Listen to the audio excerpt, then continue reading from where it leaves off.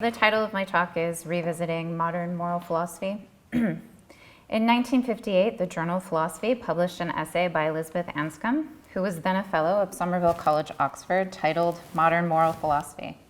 According to the journal's website, it is the most cited article in its history.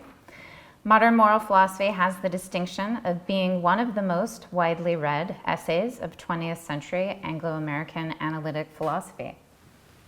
Although its influence and legacy is secure, so I have no doubt that it will continue to be assigned and discussed and cited throughout this century, I would like to suggest that its main points are still largely misunderstood and that we have not fully taken the measure of its central point.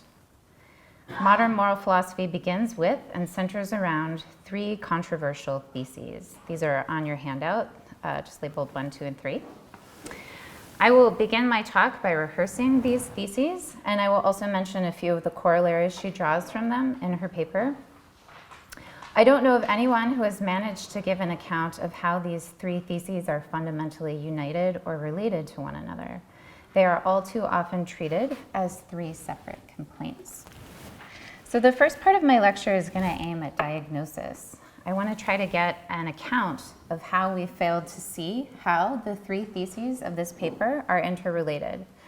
As I see it, at least, these theses are all symptoms or signs of the same underlying problem. The second part of the talk aims at the cure by sketching a view of action that is very unmodern in all relevant respects, and I think far more attractive on that account. So I'll be talking a little bit about Aquinas. It is also a view I think that Anscombe draws deeply from in her own work, and I will point to some of the central connections between Aquinas and Anscombe as I find them. And finally, in the third and last part of the lecture, I want to turn to an all too brief course of treatment. So just a very brief sketch of how contemporary moral philosophers can begin to do moral philosophy in a resolutely unmodern way. Okay, so first, Anscombe's three theses, and I will just read them. These are quoted straight from the article. Thesis number 1, it is not profitable for us at present to do moral philosophy.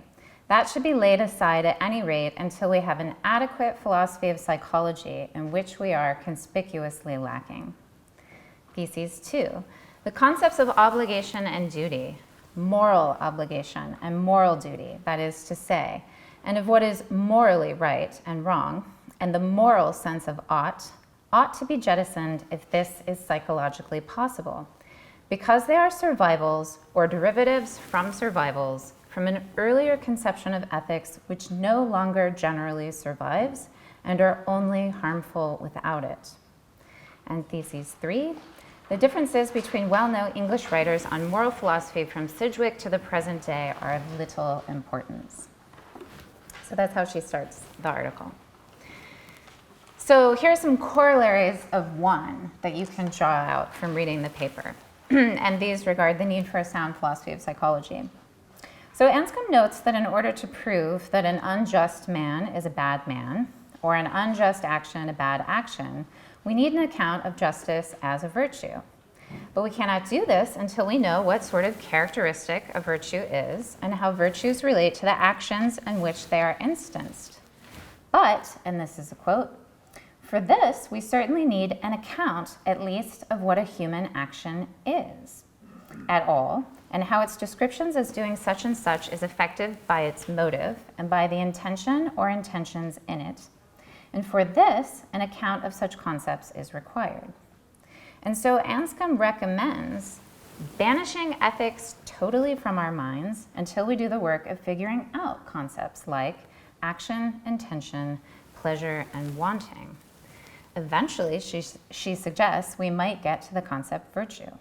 Only then can we start to do ethics proper. Now, many philosophers thought this meant that the concept of human action was non-ethical, and that what Anscombe wanted us to do was explain action by way of doing philosophy of mind. In particular, by work on the psychological causal antecedents of action. And so something called action theory flowered in the wake of modern moral philosophy, and also intention which is Anscombe's monograph on action published around the same time. Such an interpretation is one reason why we have been unable to see how the various strands of argumentation in modern moral philosophy are fundamentally united towards a single goal. Philosophy of mind, as standardly practiced, will not yield the philosophical psychology that Anscombe believed was the proper foundation of ethics. So not surprisingly, most work on intention seems to yield nothing of relevance for moral philosophers. And people who work in philosophy of action typically do not perceive themselves in that way. Okay, so corollaries of 2, give up talk of the moral. Anscombe argues that we should give up our use of moral, at least insofar as it's an adjective qualifying words like ought, obligation, right, and wrong, because when used in this way, moral is, quote, just a word containing no intelligible thought, a word retaining the suggestion of force and apt to have a strong psychological effect, but which no longer signifies a real concept at all. This concept, she argues, originally derived its sense from a notion of an authoritative divine law against which human actions could be measured. The presumed existence of such a law made it possible to render absolute verdicts on human acts as licit or illicit, that is to say, as in conformity with the law's demands or not in conformity.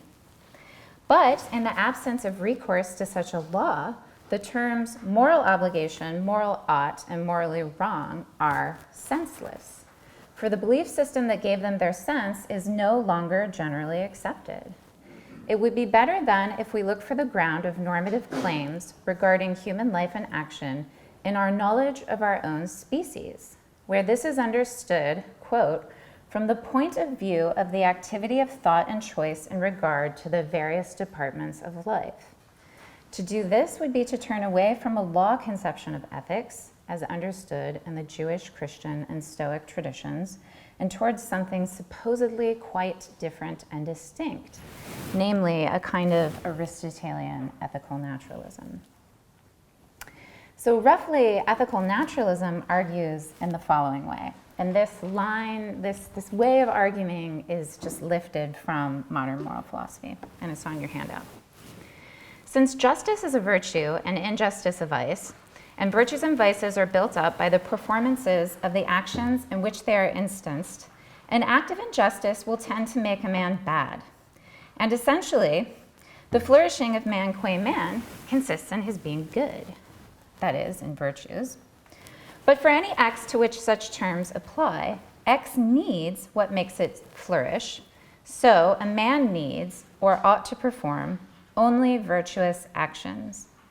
And even if, as it must be admitted may happen, he flourishes less or not at all in inessentials by avoiding injustice, his life spoiled in essentials, his life is spoiled in essentials by not avoiding injustice. So he still needs to perform only just actions. This is roughly how Plato and Aristotle talk. But it can be seen that philosophically there is a huge gap, at present unfillable as far as we are concerned, which needs to be filled by an account of human nature, human action, the type of characteristic of virtue is, and above all, human flourishing.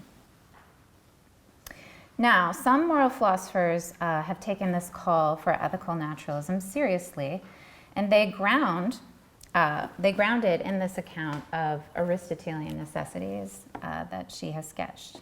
So, for example, Rosalind Hursthouse picks up on the idea that ethics is grounded in human nature and that virtues are what is necessary in order for us to live well as a human being, so to flourish or be happy, where happy is understood as attainment of real objects of human good, so in a deep objective sense.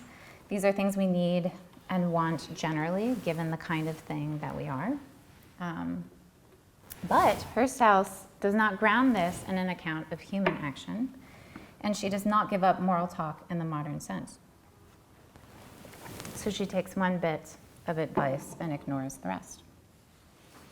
And so Hursthouse conceives virtue ethics as moral theory, according to how it is standardly practiced by modern moral philosophers. And she argues that human nature gives us an account of moral judgments that shows how they can be objectively true, that is to say, how they are grounded in human nature. For Hursthouse, ethical naturalism and virtue ethics more generally are new and attractive options within the project of modern moral philosophy, a project she sees herself advancing in a distinctive way. I think this is related to the fact that she does not see the appeal to human nature as fundamentally related to philosophical psychology. Whereas for Anscombe, though she never makes this explicit, I think it's clear that the turn to philosophical psychology is meant to reveal the principles of human nature, that is to say, our characteristic powers and the characteristic activities that in human life they make possible. If action theory reveals these powers in operation as internal principles of their explanation, ethics reveals these powers in their perfected condition, that is, what condition they must be in order for a man to live well or flourish regardless of his circumstances. But operation defines the basis of perfection and cannot be articulated in its absence. So action theory really is necessary for ethics, most especially virtue ethics, at least insofar as virtue ethics is doing something unmodern in Anscombe's sense. Okay, corollaries of 3. Consequentialism and the impossibility of absolute prohibitions. Absolute prohibitions, I take it, are actions that it's never reasonable to perform. Anscombe complains, every one of the best-known English academic moral philosophers has put out a philosophy according to which, for example, it is not possible to hold that it cannot be right to kill the innocent as a means to any end whatsoever, and that someone who thinks otherwise is in error. Some actions are of such a nature that they have no place in a good human life. They can never be instances of living well, and one never has a reason to perform them. Such claims are the stuff of justice. Some actions are such that others are wronged by them, like judicial condemnation of the innocent, murder, and torture. But how can such claims be defended? Anscombe sees that we cannot defend them without a proper account of the difference between a human action proper and its side effects. And it is this distinction that the consequentialist and many moral philosophers who don't want to call themselves consequentialists find dubious. An example will help bring out the problem. Let us imagine the rule of a wicked tyrant. In order to break any resistance and to guarantee compliance, the tyrant seeks to force select members of the populace to act contrary to their deepest convictions and thereby wear them down. One day she sends a military officer to the residence of a prominent cardinal of the Roman Church with the following order: deny Christ and worship a golden calf in a public act of apostasy, or else all priests will be indefinitely imprisoned in labor camps. The cardinal's choice is clear: either perform acts he knows are wrong, or refrain from acting knowing full well that harms will befall his priests and his people. Now let us suppose that the cardinal refuses to do evil. He reasons it is better to suffer harm than to do it. This raises difficult questions about responsibility, blame, and agency. Is the cardinal responsible and blameworthy for the harms that befall his priests? In modern moral philosophy, Anscombe wants to say no. This is a quote: I should contend that a man is responsible for the bad consequences of his bad actions, but he gets no credit for the good ones, and contrariwise is not responsible for the bad consequences of good actions. Bad consequences of acting well are not an agent's responsibility, but why not? Certainly our cardinal knows that they will happen, and he is certainly the cause of their coming about in some obvious sense. In order to make sense of this, we need an account of action according to which we can say that an agent isn't responsible for all she foresees will happen as a result of her choices, but what falls under the scope of intention and what falls outside of it. We need a theory of action that can settle this if we are to allow for absolute prohibitions. A good person, Anscombe writes, will not be tempted by fear or hope of consequences, but will do what is choice-worthy, come what may. Anscombe emphasizes that this is the Judeo-Christian view, but it's also the view of Socrates and Aristotle and Cicero too. It is just this sort of theory it was the goal of intention to provide. A theory of what an agent does that comes under the command of her reason and lies within the control of her will. What she intends, as opposed to what she merely affects as a result of what she intends. Without the principal distinction between intentional action and side effects, which it is the task of action theory to provide, we will have to admit that it is always an open question whether one may, for instance, deliberately plan the death of innocent people as a means to achieving a good end. For the whole point of drawing the distinction was to respect two apparent truths at the same time. One, the fact that there are some actions, like deliberately killing the innocent, that a just person will never choose to do, precisely because they're the sort of action that a just person is never disposed to perform, because intrinsically unchoiceworthy. And two, not everything an agent knowingly caused to happen is part of her action. And agents are only responsible for their actions, what is under their rational control. Now, if the second point is not true, then the idea of an absolute prohibition is either incoherent or it's profoundly unstable. For if any general prohibition is defeasible on the grounds that it cannot hold in cases where more good effects will be brought about from performing it than bad effects, then it is plain that what really matters in the final analysis is that an agent bring about more good than bad effects. And if that is the case, then practical deliberation will inevitably become a matter of weighing up good and bad effects. The hard cases will prove a decisive point about what practical reason demands and the nature of action. That action is a production of states of affairs, and that we must bring about more good states of affairs than evil ones. This will be, we are told, what morality demands. This conclusion will become almost impossible to resist. But this conclusion, characteristic of so much modern moral philosophizing, rests on bad philosophy of action, trades on a senseless use of moral, and destroys the concept of justice as a virtue. And when you see this, I think you start to see the way that Anscombe's three theses are united after all. It's no surprise that neo-Aristotelians like Rosalind Hursthouse have had a difficult time making any convincing case for absolute prohibitions. In the hard cases, there is a tendency to throw up one's hands and be permissive. Given the centrality of the intention side effect distinction for an ethics that allows for absolute prohibitions, and ethics such as Aristotle's, it is no surprise that when Anscombe turns her attention to the so-called doctrine of double effect in her later writings, she begins with an account of what a human action is, such that we could possibly distinguish between it and its side effects. And in her essay on double effect, she says something rather striking. All human action is moral action. It is either good or bad. It may be both. In this formula, human and moral are equivalent extensions. They have the same content and they are intersubstitutable. But how can she say this? Were we not supposed to put talk of moral on the index? No, we were only supposed to put talk of moral obligations, duty, oughts, and rights or wrongs on the index. So this thesis, all human action is moral action, it is either good or bad, if it can be defended, shows us how to recover a decidedly unmodern and legitimate use of the term moral. This sense Anscombe explores in another paper titled Good and Bad Human Action.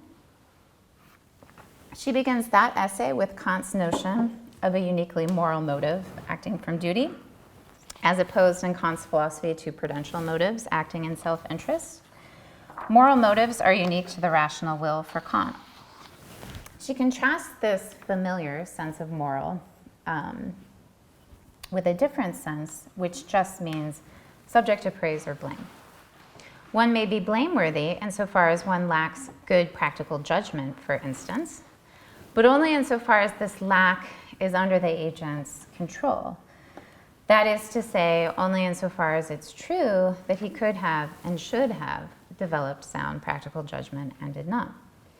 Now, Anscombe's unsatisfied with this move because she notes that one can make mistakes on purpose sometimes, and this is not blameworthy. So just to give an example, a skilled grammarian can purposefully write an ungrammatical sentence in order to teach grammar.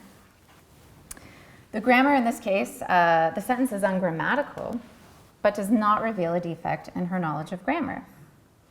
But of course, something can be blameworthy as a bit of grammar too. She can make a mistake. Even a grammarian can make a mistake. But when is writing an ungrammatical sentence blameworthy? Not as a bit of grammar, but just as a human act. And to pose this question suggests that there's a sense of the blameworthy that is deeper, and perhaps that's the uniquely moral sense. So Anscombe says, look, what we want is the following sort of account of the morally good or the morally bad as it applies to human actions. So this is a quote on your handout. What has become now of the notion of the morally good or morally bad as applied to human actions? They have become equivalent to good and bad as applied to human actions as such. I mean, that was a morally good action is equivalent to qua human action, that was good. Or that was a good human action and that was a morally bad human action is equivalent to qua human action, that was bad, or that was a bad human action. So I want to explore this thesis that all human action is moral action. And in order to explain it, I think we need to do the sort of philosophy of psychology that Anscombe gives in intention. That theory, I think, is the only proper basis of an account of the intention-foresight distinction, which is necessary to prevent the sort of creeping consequentialism that I have been talking about. It is here, I think, that modern moral philosophy and intention come into a kind of deep dialogue with one another. For if thesis 3 opens up a need for an action side effects distinction, and this depends on a notion of the specification of human action such that it can be judged good or bad qua human act, and not in terms of the act's further effects, then we have to turn back to thesis 1, a proper philosophical psychology that can distinguish between human action proper and their consequences or effects. And this will explain thesis 2, why we should banish talk of moral obligations, oughts, rights, and wrongs. That talk is illegitimate, but it also distracts us from seeing that we don't have a theory for the specification of human acts qua acts. Okay, so we need to search for the right sense of the moral. And now I'm going to suggest that we can find the right sense of moral in Thomas Aquinas. So now I just want to briefly turn to him. So this is part 2 of the talk. Let us start with Anscombe's contrast between sins of making and sins of human action proper. For Aquinas, whereas the skilled grammarian sins qua grammarian through the improper use of practical reasoning within the bounds of a kind of technical practical skill, and such a person fails to produce good works. A man fails qua man, or sins morally, through improper use of practical reasoning as it pertains to human life on the whole, and thereby fails to be happy or live well. Thomas uses the terms interchangeably. The universal good, happiness, living well, they all mean the same. So to understand sin in the moral sense, or a moral failure, we must first understand the goal that it misses, living well as a human person. This is, for Aquinas, the formal object of will and what is distinctive of its intentional character.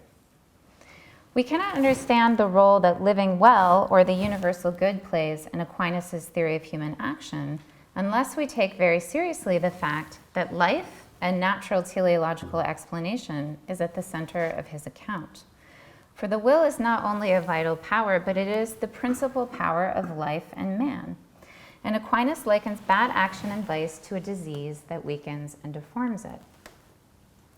For Aquinas, humans are alive, and therefore they are self-movers.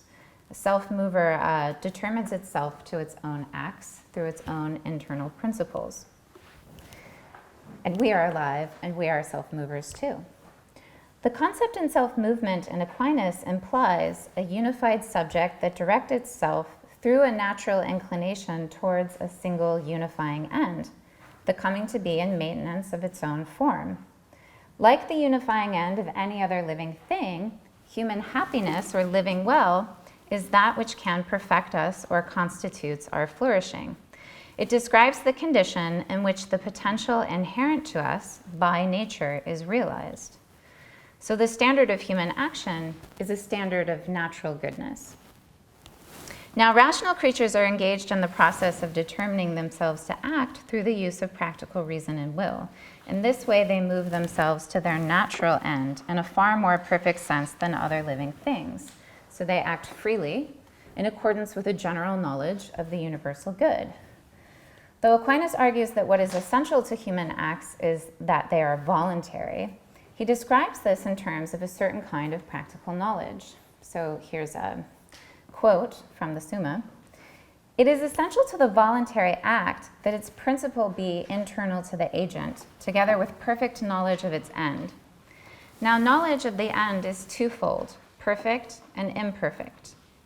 Perfect knowledge of the end consists in not only apprehending the thing which is the end, but also in knowing it under the aspect of the end and the means to the end.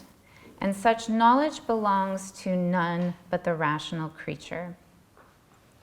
Imperfect knowledge of the end consists in mere apprehension of the end without knowing it under the aspect of the end or the relationship of the means to the end. Such knowledge of ends is exercised by other animals.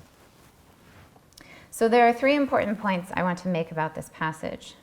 First, voluntary action is clearly a form of self-motion, and the principle of voluntary action is internal to the agent, which directs it to an end that both defines and measures it qua voluntary agent.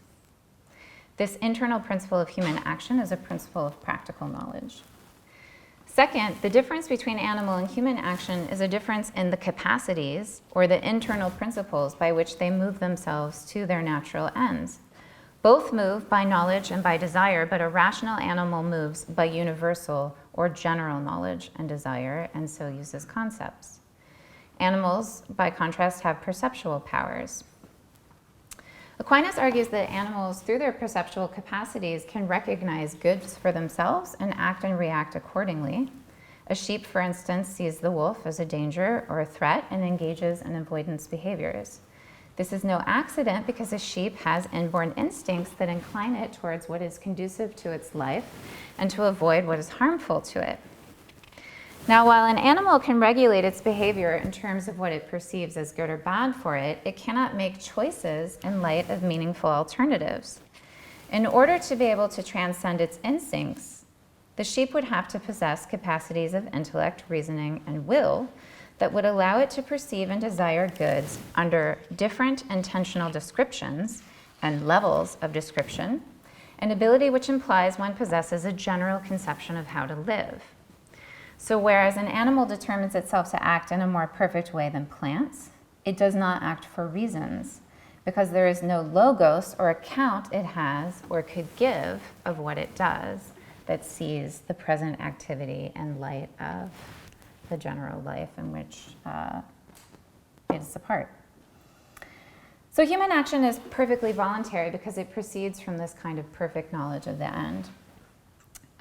So a human doesn't merely see what it is after, it sees what it is after in relation to its general conception of how its life ought to go. This sort of general conceptual knowledge is necessary to act for a reason or to act in the human way. I think Aquinas would agree with Elizabeth Anscombe that one displays this perfect knowledge insofar as one can answer a certain sense of the question why with respect to what he does. Sincere answers to the why question give reasons that justify, and in so justifying explain what one does, thereby making the action intelligible to others. Such answers typically refer some end or good that is being knowingly pursued in action, and such goods are typically made intelligible either in relation to other ends or simply in light of one's vision of life generally. This picture of life is teleologically ordered, for ends are the reasons why one wills the means. So there's a certain rational structure that one must know. So if one can answer the why question, one demonstrates not only that what one is doing in a first personal, non-observational manner, but further that one knows that for the sake of which one does it, and how this practical structure connects with how one understands one's life progressing on the whole. And there's a kind of finality or ultimate end of this structure that is not itself chosen, and for Aquinas is the condition for the possibility of having choice or having reasons at all.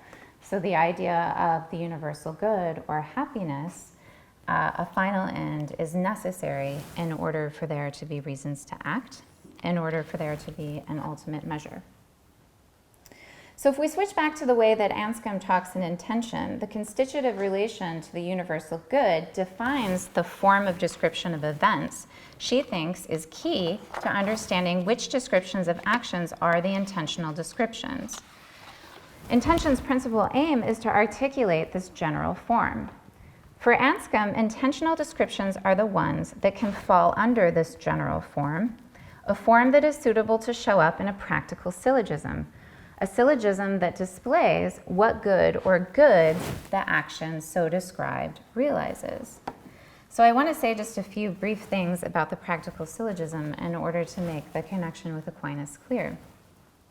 The practical syllogism for Anscombe is a representation of the action in the form of an argument, whose premises show what good the performance of the action, its conclusion, realizes or maintains. In her work on the syllogism, Anscombe is clear that what can be a first premise is an object of will, an end intended, and objects of will must be known under intentional descriptions. Anscombe argues that the why question applies to what is intended in acting, and that we should expect an answer that shows how the pursuit of that end is desirable from the agent's first-person practical perspective. The response to the question will be given under a description that shows how the agent conceives of the end as, in some sense, good. Now, in general, a person's ability to give responses to the why question demonstrates that he can, in fact, connect his intention to the other ends that constitute his life, which itself is a thing in progress. And his ability to do this, in turn, demonstrates that he does operate under some general conception of how he ought to live, in virtue of which his tendency or striving for this particular end, here and now, and the efforts he is taking to realizing it concretely, here and now, can be made practically intelligible to someone else. Typically, a response to the question why places the particular action underway in relation to more general ends and aims that are at a distance. So this practical knowledge or knowledge and intention, it does include necessarily reference to a knowledge of this wider context of how the particular action relates to one's life as a whole. Anscombe affirms that intentional descriptions are known under the aspect of the universal good, as Aquinas insists. Without this relation to the good in the question why, Anscombe thinks that the idea of a specifically rational form of wanting fails to have any special sense, and human action descriptions fail to come under any intelligible universal form. But without recourse to such a form, we cannot properly distinguish between the intentional and unintentional descriptions of actions, and without that, we cannot make any distinction between the agent's actions and what she merely causes to happen as a result of performing them. So in this way, ethics and action theory are essentially united after all. To bring Anscombe and Aquinas together even further, we can say the following. One must have the power of practical knowledge that Anscombe outlines in intention in order to act in the way characteristic of human beings, to perform characteristically human acts. This involves the perfect knowledge that Aquinas discusses in his account of the intentionality of the will. It is part of both accounts that just in virtue of exercising the will and acting in the properly human way, we are ordered to living well. Anscombe would argue that our practice of answering the why questions reveals this. So to put all of this in contemporary terms, I think we can say that happiness is the constitutive principle of human action in the following sense. It both defines a human act as a human act. An action is human insofar as through the exercise of reason and will, it is ordered to living well. But it also measures it as a human act. So it's good as a human act if it contributes to or constitutes this goal, and it's bad if it fails to contribute to or constitute this goal. So for Aquinas and for Anscombe, every human act is moral. It can either be described as living well or it cannot, of hitting the target of human life or failing to hit it. But in order to have a correct practical knowledge of living well, that is to say, practical wisdom, or a habitually truthful vision of the good human life that produces actions, good human actions, we have to develop the virtues, both intellectual and moral. There is no conception of goodness of will apart from virtue. So good action is also virtuous action, as Anscombe suggests. To appreciate this point more deeply, we should note that while the will is the faculty of intention and choice, it also moves the principal powers of the soul to act according to Aquinas, thereby making them voluntary in their exercise. So here Aquinas is also thinking of our passions. He thinks that virtues can be developed in the passions, but the exercise of the passions has to become voluntary in their exercise.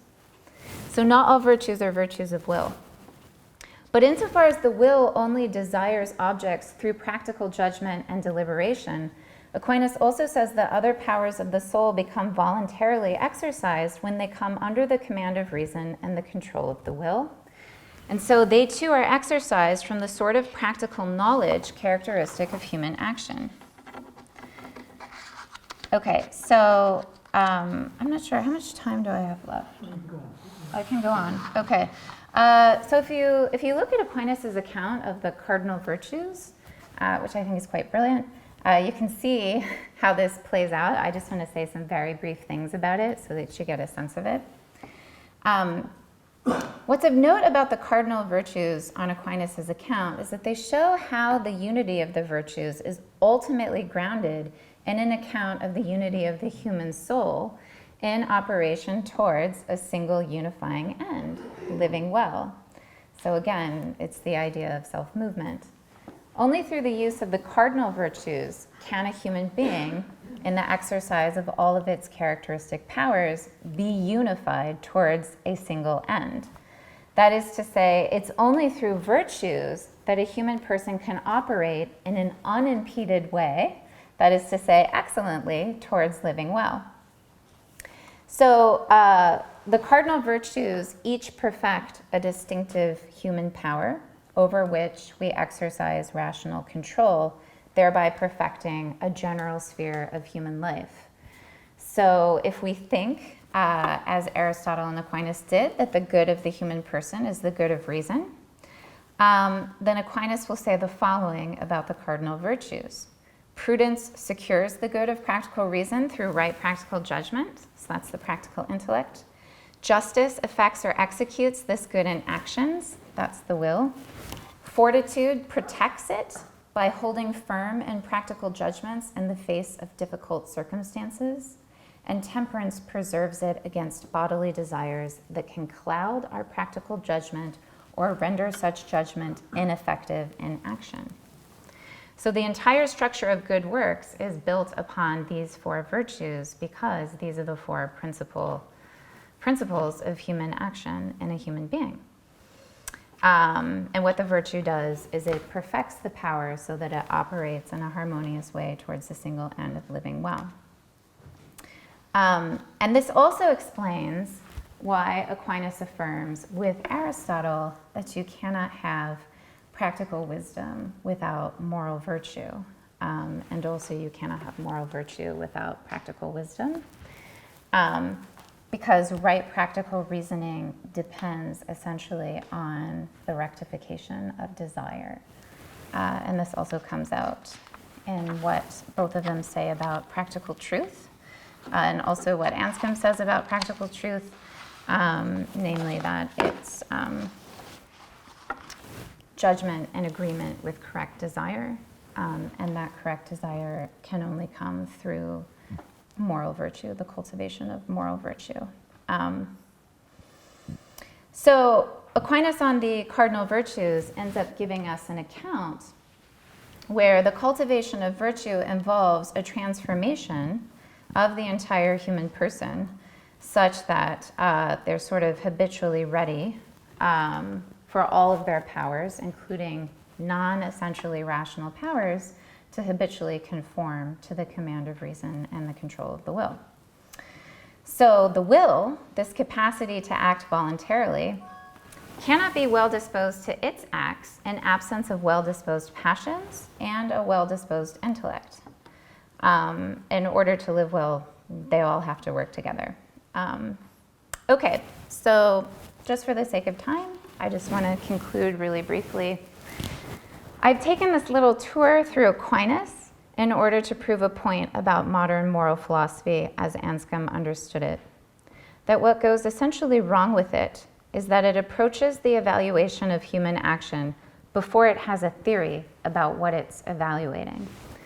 The correct theory will, in Anscombe's view, show how actions are explained by principles internal to its agents, human beings in this case, principles that both define and measure them as human acts.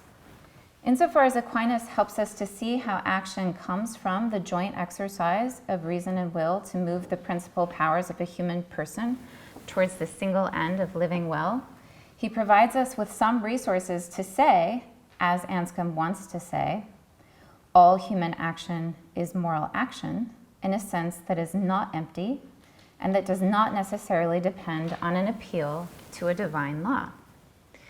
It is a use of moral in the right sense, and if we can recover it, we can reclaim the use of moral in order to do unmodern moral philosophy.